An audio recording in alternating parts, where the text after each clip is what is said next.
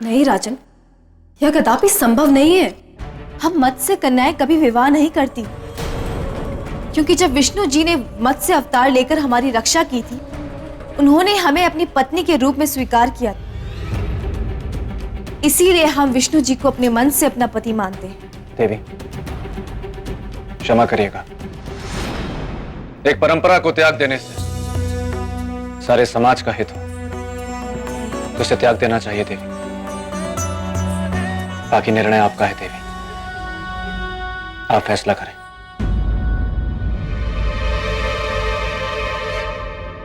ठीक है राजन, जैसा आप चाहते हैं वैसा ही होगा। धन्यवाद देवी, आपका बहुत बहुत धन्यवाद।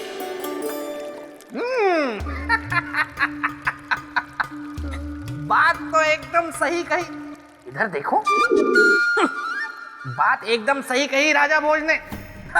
परंतु इन्हें पता नहीं है कि शंखासुर, भस्मासुर और क्रोशासुर से भी बड़ा सुर है। क्या वो राजा भोज के जाल में फंसेगा या इस तरह जोर से हंसेगा?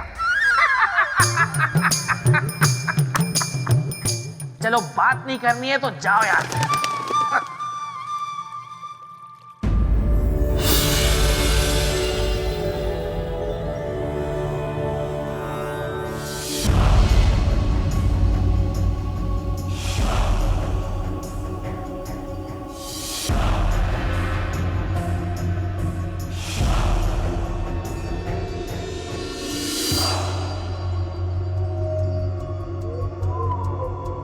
यही है ना तुम्हारा काल बनने का इच्छुक? हाँ महाराज, यही है वो जिसके जाल को काटने की मैंने बहुत कोशिश की, लेकिन असफल रहा। घबराओ मत तुम, मैं भेजूंगा आज इसे काल के गाल में। ऐ मानव, अब तुम्हारा ये आत्मबल, योग बल, अध्यात्म बल सब धरा का धरा रह जाएगा। तुम रत्ती भर भी हमारा अहित नहीं कर पाओगे। पूछो क्यों? क्योंकि जिस दक्षिण मुखी शंख की ध्वनि से तुम मेरा अंत करने वाले थे, आज मैं उसी का अंत करने वाला हूं। ए मानव, सुना तुमने? आज मैं अपनी मृत्यु के कारक का अंत करने वाला हूं।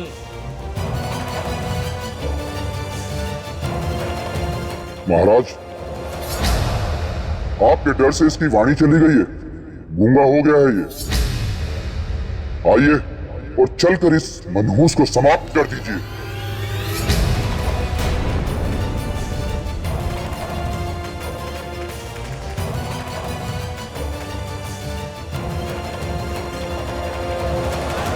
ब्रह्मदेव, आज आप गलत सिद्ध हो जाएंगे कि संसार में कोई अमर नहीं है, क्योंकि आज के बाद मैं इस दक्षिण मुखी शंख का अंत करके सदा सदा के लिए अमर हो जाऊंगा। अमर हो जाऊंगा।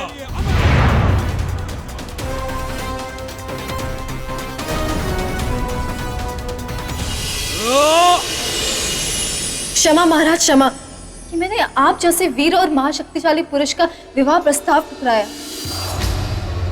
सुंदरी, तुम्हारे हृदय परिवर्तन से हम बहुत प्रसन्न हुए। कहो, मन की बात कहो। महाराज, मुझे आपसे प्रेम हो गया है।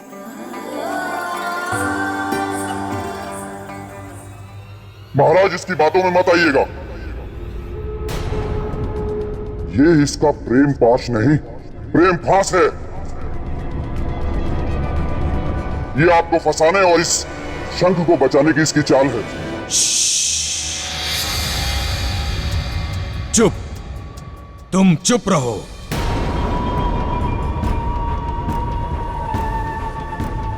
सुंदरी के मीठे मीठे बोल मेरे कानों में घुलने दो। हाँ तो सुंदरी, क्या मैं इस प्रेम का कारण जान सकता हूं? महाराज, प्रेम का केवल एक कारण होता है, आंखों के रास्ते दिल में उतर जाना, मन को भा जाना, पसंद आ जाना। और आप मुझे भा गए हैं, पसंद आ गए हैं। मैं आपसे विवाह करना चाहती हूँ।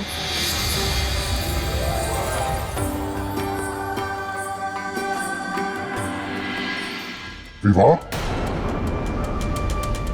महाराज, इसकी कोई बहुत गहरी चाल है। इसकी बात बिल्कुल भी मत सुनिएगा।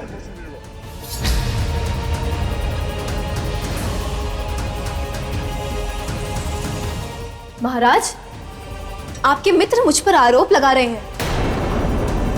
यदि आपको मेरी बातों पर विश्वास नहीं तो आप मेरी परीक्षा ले लीजिए।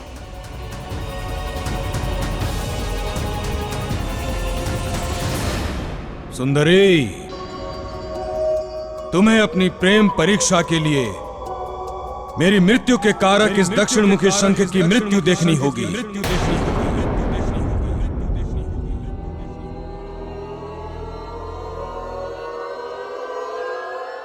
देखूंगी। जो मेरे पति की मृत्यु का कारण बने, उसकी भला मुझे क्या आवश्यकता हो सकती है? इसे नष्ट कर दीजिए महाराज।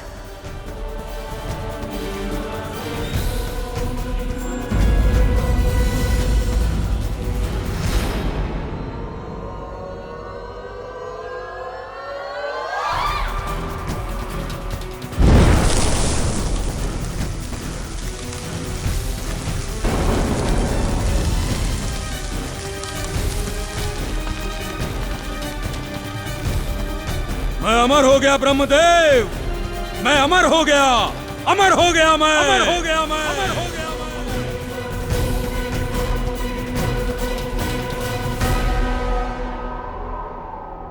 सुंदरी, तुमने हमारे प्रेम को पहचाना है। मैं हृदय से तुम्हारा आभारी हूं।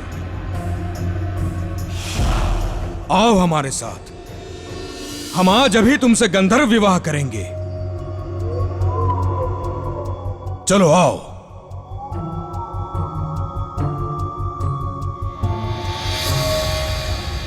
इतनी आसानी से कैसे नष्ट हो गया ये शंख?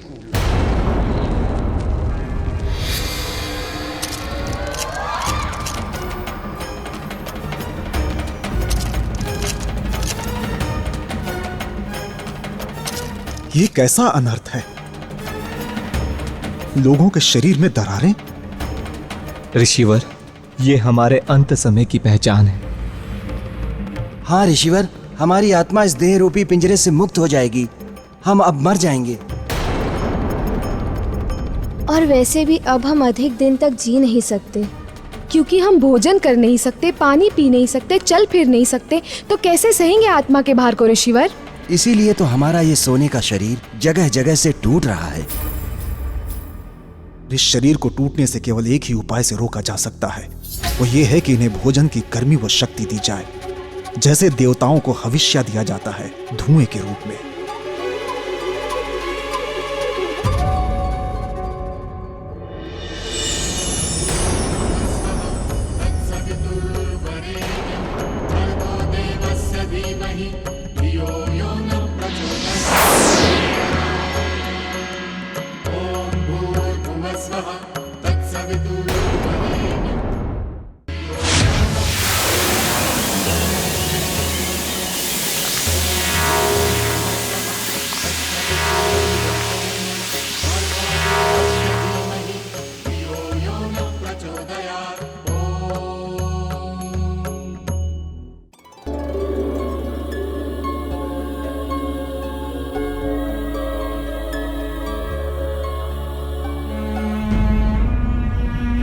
राजा भोज, अब मैं इन्हें अधिक देर तक सुरक्षित नहीं रख पाऊंगा। आपको शीघ्र आना होगा, अति शीघ्र। अब देखना ये है कि क्या राजा भोज समय रहते वापस आ पाते हैं या नहीं।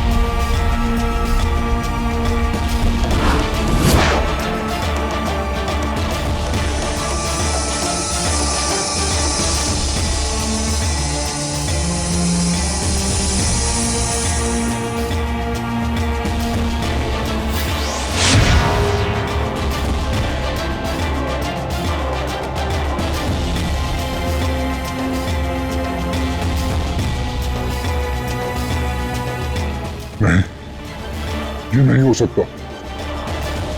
ये शंख तो जीवित है। मैं इसे अभी समाप्त कर दूंगा।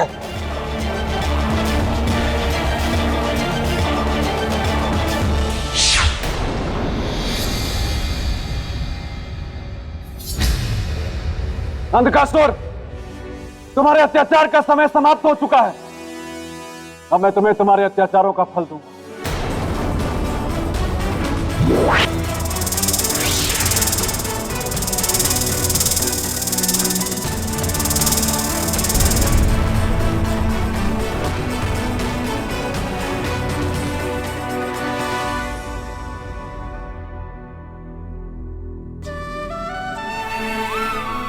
क्या कहूं आपको? किस नाम से संबोधित करूं? बुद्धिमान विचारवान कहूं या कहूं एक योगी राजन? शंखदेव, आप मुझे केवल परोपकार का पुजारी कहें।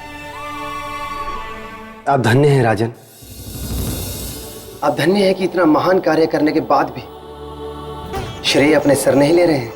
पर मैंने ऐसा कुछ भी नहीं किया शंखदेव। कुछ ना किया होता तो शंखासुर के अंत का मार्ग ना खुलता और मैं जीवित ना बचता। वो तो आपका ही विवेकपूर्ण निर्णय था और योग बल था कि दोनों ही कार्य सफलतापूर्वक संपन्न हो गए। शंखदेव, अभी इससे भी महत्वपूर्ण कार्य शेष है। शंखासुर का अंत और देवी मत्स्यगंधा से उसके विवाह को रोकना। परंतु इस कार्य में मुझे आपकी सहायता चाहिए। राजन, मैं हर प्रकार से आपकी सहायता करने के लिए सहर्ष प्रस्तुत हूं। धन्यवाद।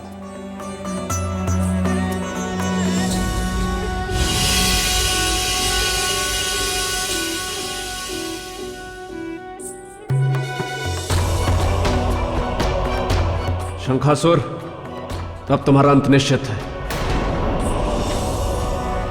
ये आप लोगों का गंधर्व विवाह है और गंधर्व विवाह में वरमाला के आदान प्रदान मात्र से ही आप दोनों एक दूसरे के पति पत्नी हो जाएंगे।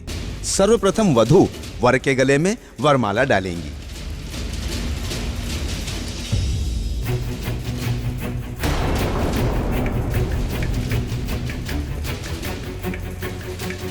देवी, आप किसकी प्रतीक्षा कर रही हैं? मेरी मेरी मेरी मेरी ताकि मैं आपके विवाह के शुभ अवसर पर शंख बजाने का ये शुभ कार्य कर।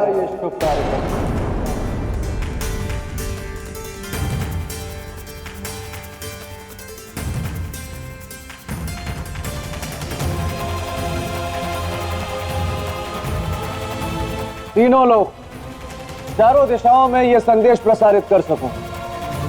यह सृष्टि में एक बड़ा ही शुभ कार्य होने वाला है। सुंदरी, मेरे साथ इतना बड़ा छल, इतना बड़ा घात। छल और घात तो तुमने किया है शंखासुर। पवित्र शंखों को बंदी बनाकर शंखलोक पर अपना अधिकार जमाकर।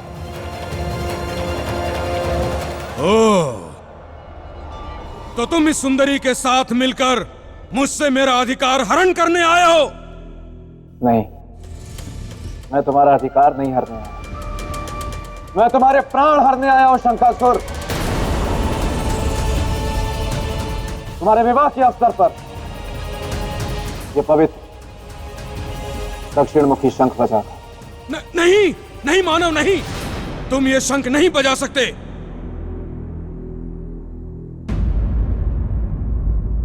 नहीं बजाने दूंगा तुम्हें ये शंख, नहीं, हरगिज नहीं।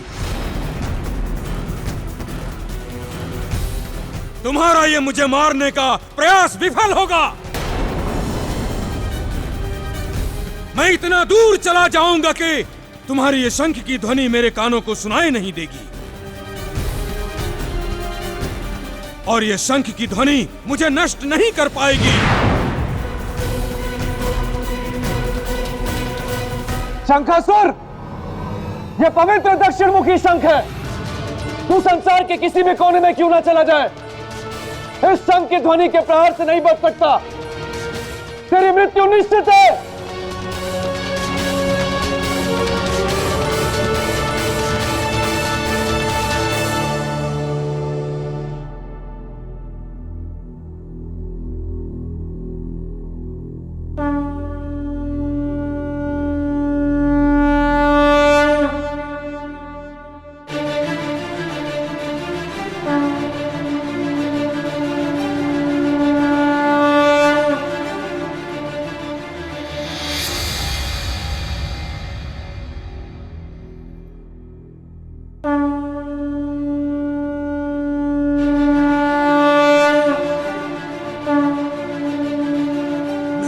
ऐसा नहीं हो सकता।